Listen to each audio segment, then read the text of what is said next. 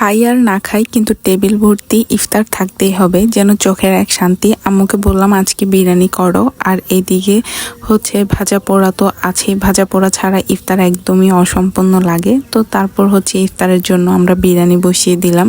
এখানে যদিও হচ্ছে আমরা মা মেয়ে মিলেই করেছিলাম, আর মায়ের কাছে থাকলেই যেন সব আবদার করা যায়। আর যদিও হচ্ছে একা একা আমি রান্না করতে তেমন একটা সাহস পাই না, কিন্তু আম্মু থাকলে একসাথে রান্না করতে বেশ ভালোই লাগে।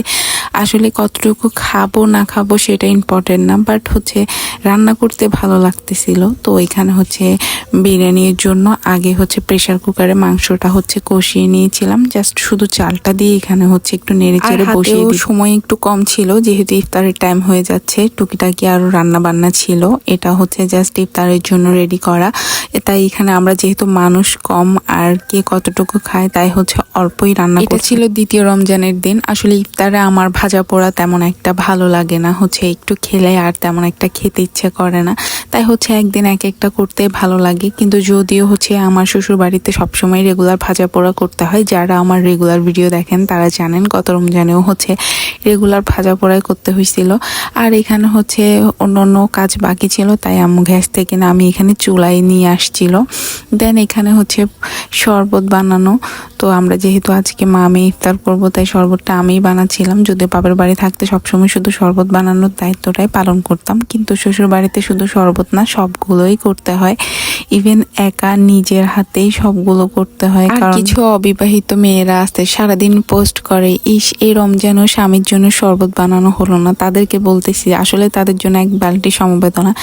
এই আফসোস করে না লাভ নাই, কারণ যখনই যাবা তখনই বুঝবা যে আহা কি যে স্ট্যাটাস দিছিলাম, এখন বুঝতেছি ঠেলা।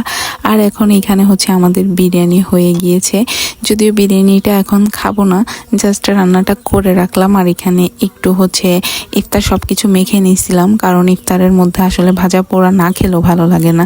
তো ওইখানে জিলাপিটাও মেখে নিলাম। আসলে আমার তো জিলাপি দিয়েই মুড়ি মাখা খেতে ভালো লাগে। একদল তো আন্দোলনে নেমে গেছে যে জিলাপি দিয়ে মুড়ি মাখা খাওয়া যাবে না। আমি বলবো যে যার যেভাবে ভালো লাগে সেভাবে খাওয়া উচিত। তো আরেক দল তো মিহিদানা, বুরিন্দা, বিন্দিয়া, বুন্দিয়া, কি একটা অবস্থা ভাই রে ভাই, রমজান মাস আসছে ভাই, একটু শান্তি তো দে, তোদের জ্বালায় আর বাঁচি না। তো দেন এখান থেকে মুড়ি মাখা অল্প খেয়ে নিলাম, তারপর হচ্ছে নামাজ পড়ে দেন হচ্ছে একটু বিরিয়ানি খেয়ে নিলাম, কারণ বিরিয়ানিটা রান্না করেছি না খেলেও হয় না।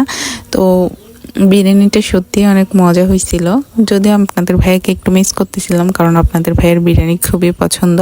আমি এখন ভয়েস ওভার যখন দিচ্ছি তখন আমার আবারও খেতে ইচ্ছে করছে, যদিও রোজা। তো সব মিলিয়ে কেমন লাগলো অবশ্যই জানাবেন।